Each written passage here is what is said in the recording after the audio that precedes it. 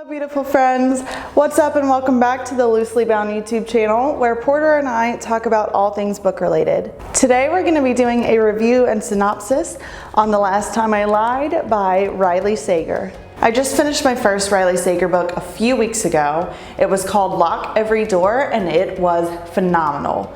So I was very excited to read a new title by Riley Sager and I chose The Last Time I Lied. I was reading this book on the Kindle app on my phone and it actually took me a little bit longer to get into than I would have thought it would. I started reading The Last Time I Lied on October 30th and I actually didn't finish it until November 16th. But to be fair, I was reading quite a few physical books as well, and I just wasn't really putting a lot of time into The Last Time I Lied. I would open the app and scroll for a few pages and then nothing would immediately hook my interest, so I would set it down and go read something a little more interesting. But once I finally started giving The Last Time I Lied a real shot and started reading more than just a few pages at a time, I was immediately so hooked in. So I really probably didn't start reading The Last Time I Lied truly reading it until November 12th-ish,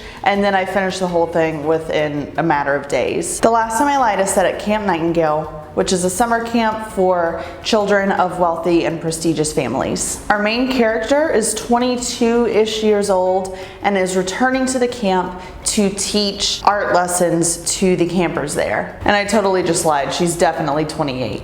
Because we learn that 15 years prior, she actually attended Camp Nightingale when she was 13. Our story flips back and forth from the time when Emma, our main character, attended Camp Nightingale as a camper and present day when she's attending Camp Nightingale as a teacher. We learn that while she attended the camp as a camper when she was 13 years old, all of her other bunkmates completely vanished without a trace. 3 other 16-year-old girls that she was sharing her cabin with left in the middle of the night and never came back. It definitely scarred Emma and gave her quite a few psychological issues, but her main reason for returning to Camp Nightingale as a teacher is to hopefully dig up some clues and figure out what happened to these missing girls. Now that story sounds awesome in itself, but then the way Riley Sager took this plot line and twisted it back and forth all over the place, I seriously felt like I had whiplash by the time this book was done. And even though there were so many twists and I finally thought I had figured it out,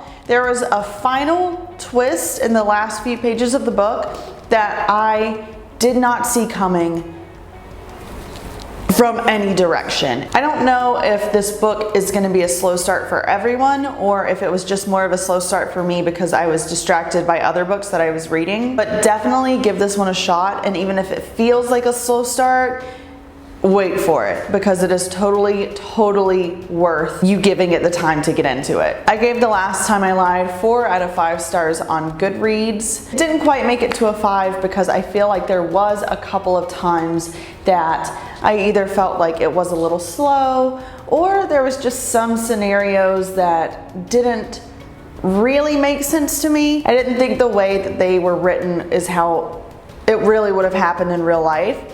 And when that happened, it kind of took me out of the book for a second and made me feel like, oh wait, what is that? Is that really how that would have gone down? So for those couple of reasons, it didn't quite hit a 5-star for me, but I definitely give it a solid 4. I would absolutely recommend The Last Time I Lied to anyone that loves a good mystery thriller, especially this one because you get that summer camp nostalgia and it was just such a fun read. I enjoyed almost every second of it. There's a few more Riley Sager books that I haven't read yet, so if you have read one that I have not gotten to, leave a comment down below and let me know which one I should check out next because this author is high on my priority list. Also, if you want to check out The Last Time I Lied, just look for the little link in the description box below and I'll post it there so you can easily grab a copy. Thank you guys so much for hanging out with me for a few minutes today while we talked about The Last Time I Lied by Riley Sager. Porter is taking a very good nap, but told me to tell you guys goodbye and we will see you in the next video. Bye.